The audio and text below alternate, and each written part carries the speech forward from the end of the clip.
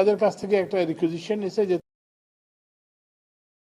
একটা সমস্যা হলো যে ওই অল্প কোয়ান্টিটি কেউ দিতে চায় না আর কি, একটু বড় কোয়ান্টিটি।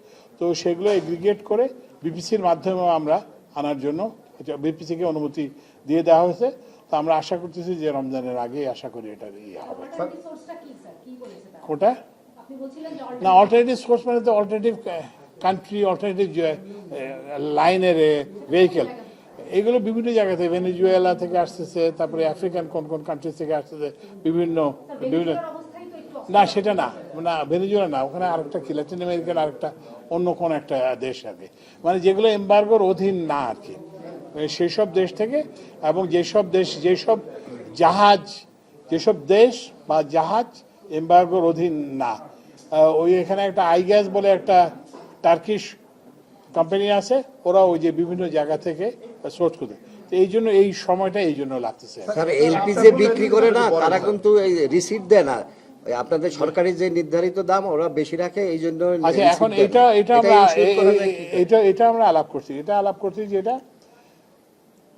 এখানে দুইটা জিনিস। একটা জিনিস হচ্ছে যে যারা করে আর কি, বটলাররা করে কিনা, তো এটা আমরা না যারা করে, হ্যাঁ, যারা বিক্রি করে এলপিজি অপারেটর যারা, তারা করে কিনা। তো এই ক্ষেত্রে আমরা দেখছি যে বেশিরভাগ ক্ষেত্রে তারা, একটা মাত্র ক্ষেত্রে আমরা পাইছি যে অপারেটর নিজেই বেশি দাম করছে, আর অন্যান্য ক্ষেত্রে ওরা কিন্তু ওই নির্ধারিত যে বিআরসি নির্ধারিত দামে করতেছে।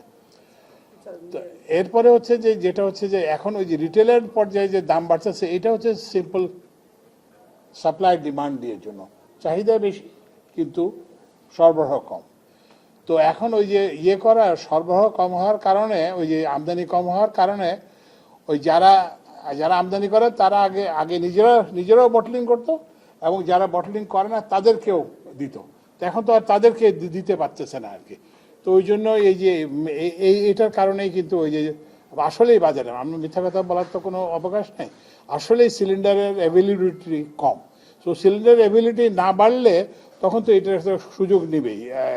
তো ওই জন্য তবুও আমরা চেষ্টা করতেছি মোবাইল কোড করে নানান কিছু করে, যাতে এগুলো মানে যতটা কমানো যায়। আপনি বলেছিলেন যে কারসাজি হচ্ছে গত সপ্তাহে, কিন্তু খুচরা বিক্রেতা আপনার এই বক্তব্যকে নাকচ করেছে এবং বলছেন যে আপনি ঠিক বলেননি। না, আমি তো না তারা একদিন ধর্মঘট ডাকলো এবং আপনারা তারপর থেকে এই যে ভ্রাম্যমাণ আদালত বন্ধ করলেন। না, এখন হচ্ছে ভ্রাম্যমাণ আদালতের না, আমরা আসলে যে প্রাথমিকভাবে আমাদেরকে যে ধারণা দেওয়া হয়েছিল যে এটা এলপিজি অপারেটর অ্যাসোসিয়েশনই বলছিল, ওরা বলছিল যে আমদানি কম হয় নাই। পরে আমরা যখন কাস্টম হাউস থেকে সিকিউরিটি সিস্টেম থেকে যখন ডেটা আনলাম, তখন দেখলাম আসলে আমদানি কম হয়েছে। তো ওই জন্যই এটা তো একটা ইনফরমেশনটা তো আমাদের একটা ইনফরমেশনের গ্যাপ থাকতে পারে, তো ওই জন্য আমরা ইনফরমেশন গ্যাপটা এখন অ্যাড্রেস করছি, এবং ওই জন্যই আমরা বলছি তোমরা কে কখন কি এলপিজি আনবো আমাদেরকে জানাও, এবং সেই অনুযায়ী আমরা করতেছি আর কি। আমাদের সামর্থ্যের মধ্যে যা কিছু করা সম্ভব, এই যে এলপিজির সরবরাহ বাড়ানো, বোতল বাড়ানো, এবং গ্রাহক পর্যায়ে যাতে এটা একটা সহনীয় দামে পায় এবং নির্ধারিত দামে পায়, বিআরসি নির্ধারিত পায়, সেজন্য সব চেষ্টা করি। ঘাটতি কত না ভবিষ্যতে যেটা বললাম, এটা ভবিষ্যতে আমাদের পরিকল্পনা হচ্ছে যে আপনারা জানেন যে চিটংয়ে ওই যে হালি শহরের এই এলাকায় আমরা পানি সম্পদ মন্ত্রণালয় থেকে কিছু জমি নেওয়া আছে, তো সেখানে স্টোরেজ ফ্যাসিলিটি গড়ে তোলা হবে এলপিজির, এবং আমরা ওই যে বে টার্মিনালের সঙ্গে আমরা একটা করতেছি যাতে একটা জেটিও হয়। তো সুতরাং এইখানে আমার এইবারের থেকে আমাদের যেটা সেটা হচ্ছে যে আমরা বেসরকারি খাতের পাশাপাশি আমরা সরকারি খাতকেও রাখবো, যাতে করে একটা বাজারে একটা ভারসাম্য আসে। ঘাটতি কত আছে এই যে এলপিজি, এটা ডিটেইলটা আমার বলতে হবে। সিদ্ধান্ত নিয়েছেন আমার জন্য যেটা 98% বেসরকারি ভাবে, আর বাকি এখন তারা কত পার্সেন্ট টানবে? না, এখন তো হচ্ছে এটা এখন হচ্ছে আপদকালীন এখন হচ্ছে যে এই সমস্যাটাকে মিট করার জন্য আমরা কি 10,000 টন আনতে পারি না, 20,000 টন আনতে পারি না, 50,000 টন আনতে পারি। আবার হচ্ছে কি যেহেতু আমাদের স্টোরেজ ফ্যাসিলিটি নাই, তো সেই জন্য তো আমরা ইচ্ছা করলেতে একটা নির্দিষ্ট পরিমাণ আনতে পারি না। এটা যাদের স্টোরেজ ফ্যাসিলিটি আছে, যারা নিবে, সেটার ভিত্তিতে আমরা আনতে হবে। ঠিক আছে। স্যার, স্বাভাবিক হওয়ার আগে পর্যন্ত যে জনগণের পকেট কাটা হচ্ছে বা হবে, সেটার বিষয়ে কি জনগণ কি করবে আসলে স্যার না। এই টাইমটার মধ্যে? না, এখন হচ্ছে কি যে এখন এটা হচ্ছে যে বাজার অর্থনীতির যেটা আপনার তো সাপ্লাই ডিমান্ডের একটা আছে, এখানে একটা ইকুইলিব্রিয়াম প্রাইস আছে। তো এখন আপনার যদি সাপ্লাই শর্টেজ হয় তাহলে তো আপনার দামটা হবে, এটা এটা এটা নিয়ন্ত্রণ করা খুব কঠিন। তো কিন্তু যেটা বললাম, এটার সমাধান হচ্ছে সাপ্লাইটাকে বাড়ানো। সাপ্লাইটা যদি আমরা বাড়াতে পারি তাহলে বাজার হবে। সেক্ষেত্রে সাপ্লাই কমিয়ে দিয়ে এলপিজি অপারেটররা স্যার সরকারকে কোনো বেকায়দায় ফেলার চেষ্টা করছিল কিনা নির্বাচনের পূর্বে? এইটা এইটা এটা মনে হয় ঠিক না।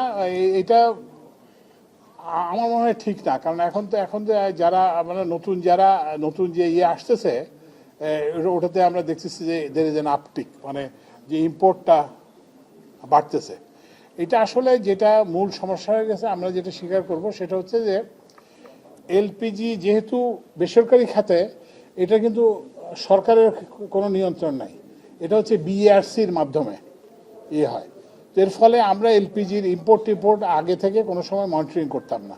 তো ওই জন্য আমরা এখন চিন্তা করতেছি যে আমরা ওই যে বিআরসি এবং জ্বালানি বিভাগের মধ্যে, কারণ এটা তো আমরা আগে থেকে যদি জানতে পারতাম তাহলে তো আমরা ব্যবস্থা নিতে পারতাম, কিন্তু আমরা তো সেই ইনফরমেশনটা আমাদের ছিল না।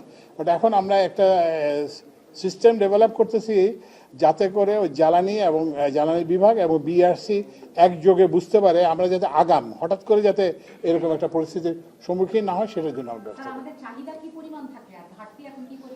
আমি এটা বললাম, এইটা খুব স্পেসিফিক প্রশ্ন, এটা কিন্তু জিজ্ঞেস করতে হবে। স্যার একটা বিষয় হলো যে এর মধ্যে গ্রাহকদের কাছ থেকে নাকি 32,000 কোটি টাকা লুটে নেওয়া হয়েছে এই মূল্য বৃদ্ধির কারণে, এটা রিপোর্টে বেরিয়েছে। এই হিসাবটা হচ্ছে কি, আমি তো কনফার্মও করতে পারবো না, আমি ডিনাইও করতে পারবো না। তো অবশ্যই যে লোক থেকে বেশি টাকা নেওয়া হয়েছে এইটা, কিন্তু এটা তো আপনি ঠিক ওই যেটা বলবেন যে এটা তো হচ্ছে যেহেতু সরবরাহ আমরা দিতে পারি নাই, সরবরাহ আমরা বাজারে রাখতে পারি নাই, তো সেই জন্য এটা হয়েছে। ঠিক আছে, গরিব মানুষটা বেশি ক্ষতি। জি জি।